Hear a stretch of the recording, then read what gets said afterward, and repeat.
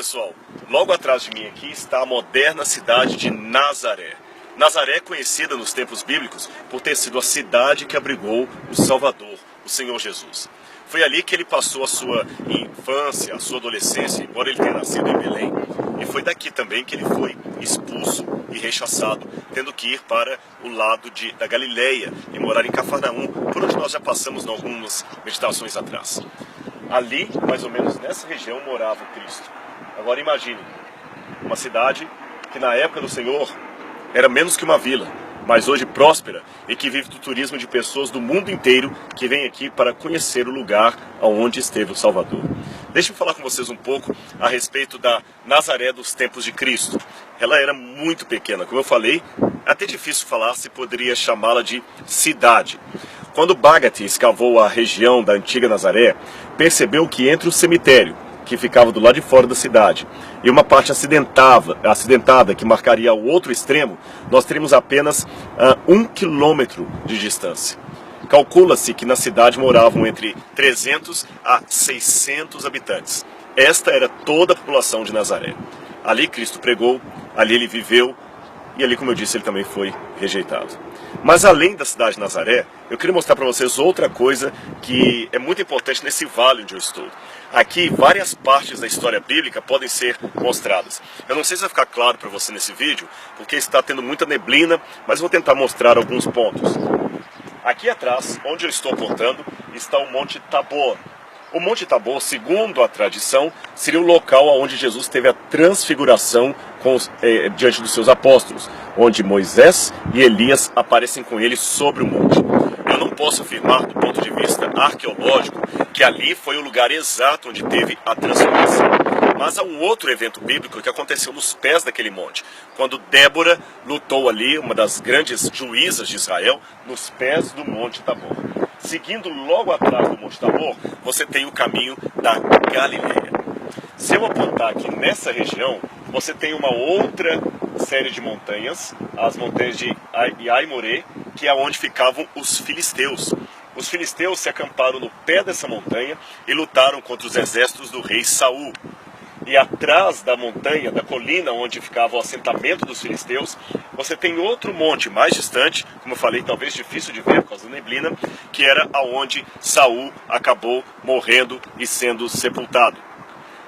O Monte Gilboa. Além desses dois montes, esse vale enorme aqui, cheio de água, tem uma história muito interessante de guerras e batalhas que aconteceram aqui. Este é o vale que tem a cidade de Meguido.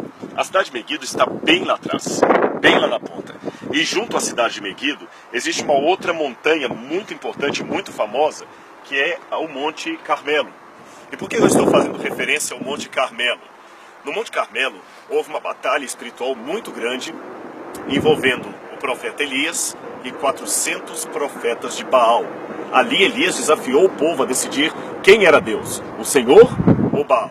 Naquela batalha espiritual, o bem venceu. Deus lançou seu fogo do céu e provou no sacrifício ali que o único Deus verdadeiro é o Deus de Abraão, de Isaac e de Jacó. Agora é interessante que essa batalha do Carmelo, essa batalha espiritual, como eu falei, ela é retomada no livro do Apocalipse. Por quê? O Apocalipse fala que haverá uma grande batalha de cunho espiritual num lugar chamado Armagedon. Mas se você olhar todo esse vale aqui, não existe uma montanha aqui que possa ser chamada de a montanha do Armagedon. Mas no hebraico a palavra Armagedon, Ar, montanha, Magedon, Meguido. Logo a tradução seria montanha de Meguido. Mas qual seria a montanha de Meguido aqui? Como você pode ver, é apenas um vale. Ora, nos tempos bíblicos, havia o costume de dar o nome de um local pela geografia onde aquele local estava. Por exemplo, o mar de Tiberíades era chamado também de Mar da Galileia, porque ficava na Galileia. Da mesma maneira, o Monte Carmelo, que fica na região de Meguido, pode ser chamado de o Monte de Meguido, a montanha de Meguido, ou Ar-Meguido, Armagedon. Logo, este conflito entre as forças do bem e do mal, previsto no Apocalipse, tem como pano de fundo o conflito travado com os profetas de Baal em nome do Senhor e com a vitória dada ao profeta Elias. Já que eu falei de batalha, de guerra espiritual, deixe-me fazer uma reflexão com você. O nome de Deus para os islâmicos é Allah, correto? E a palavra islamismo significa submisso a Allah, submisso a Deus. Mas quando você pegar a palavra Israel, o sentido dela é um pouco mais difícil de aceitar. Israel significa Ish, homem, Ha, lutou, El, Deus. Israel, o homem que luta com Deus. Para fazer uma referência à luta que Jacó teve com o anjo no Vale do Jaboque. O homem que lutou com Deus. E a Bíblia mostra vários episódios em que Deus luta com os seres que ele chamou para si. Deus lutou com Moisés. Houve uma vez que Deus queria até matar Moisés. Deus lutou com Elias. Deus lutou contra vários outros ali. Porque a Bíblia mostra um Deus que luta com os seres humanos. Olhando assim, vista grossa, parece que o nome do islamismo é mais bonito que o nome Israel. Submisso a Deus. O homem que luta com Deus. Percebeu a diferença? Por que Israel não significa simplesmente submisso a Deus, mas o homem que luta com Deus? É porque o Deus da Bíblia entende, em primeiro lugar, que os seus filhos não são seres que submetem sem uma resistência. Deus sabe que nós temos um livre-arbítrio. E Deus, às vezes, age conosco como uma mãe que fica tentando segurar uma criança que não quer parar quieta no seu colo. Uma pessoa que não tem filhos, ao ver uma mulher lutando com um bebê ou com uma criança no avião porque ela quer descer ali, pode pensar, puxa, uma criança irrequieta como esta, eu daria um soro nela para dormir e ela dormiria a viagem toda.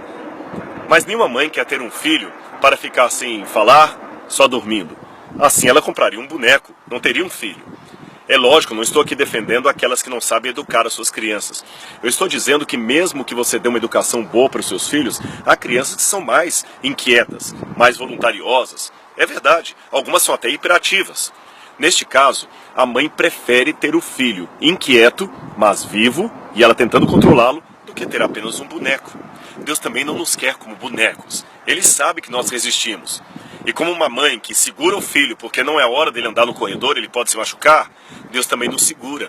E ele segura firme porque ele sabe que nós resistimos. Por isso que Deus permite lutar conosco. E anote uma coisa aí para não esquecer nunca mais.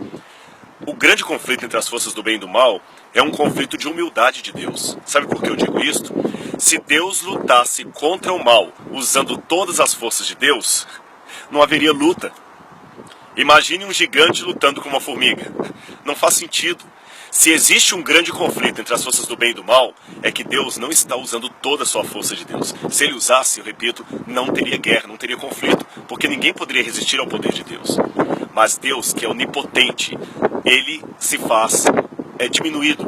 Deus, que é onipotente, assume um ponto vulnerável. Ele pode ser rejeitado. Esta é uma das razões pelas quais ele luta conosco. A segunda e última razão pela qual Deus luta com cada um de nós é porque nós estamos numa guerra entre as forças do bem e do mal. E eu pergunto a você, mesmo que você não tenha sido um militar, como é que se treina um soldado para a guerra? Pense um pouquinho. Como é que se treina um soldado para ir para a batalha? Jogando xadrez com ele? Dando uma revista em quadrinhos para ele ler? Dando um pote de sorvetes para ele comer? De maneira nenhuma. Você treina um soldado colocando-o num campo de batalha. Num treinamento, onde ele tem que rastejar, aprender a manejar uma arma, tiro ao alvo, teste de resistência. Deus também, sabendo que estamos numa batalha constante entre a luz e as trevas, nos treina no seu campo. Luta conosco, nos prepara como seus soldados. Porque nesta batalha há algo muito importante em jogo. Eu e você. Temos uma guerra, meu amigo, entre as forças do bem e do mal. E ambos os lados querem você. Deus quer você, mas as trevas também querem você. Deus ama você. As trevas não amam você, mas elas querem roubar você de Deus. Então eu aprendo que, mesmo que o nome Islã, submisso a Deus, soe agradável, a realidade me aponta mais para a guerra com Deus, Israel.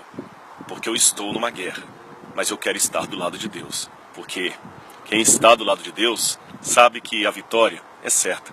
Esta é a promessa que está no Apocalipse, ao falar da profecia do Armagedon. E quando eu vejo hoje a planície do Meguido e a montanha do Carmelo logo lá na frente, eu me lembro que o bem sempre vence. E eu peço a Deus nesta manhã aqui em Israel, Senhor, nesta batalha, eu quero estar do seu lado.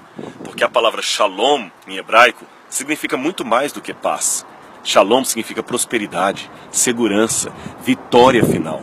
Em outras palavras, Deus declara guerra ao mal para estabelecer a paz. Deus declara guerra ao mal para estabelecer sua shalom. Um grande abraço e que Deus abençoe a cada um de vocês.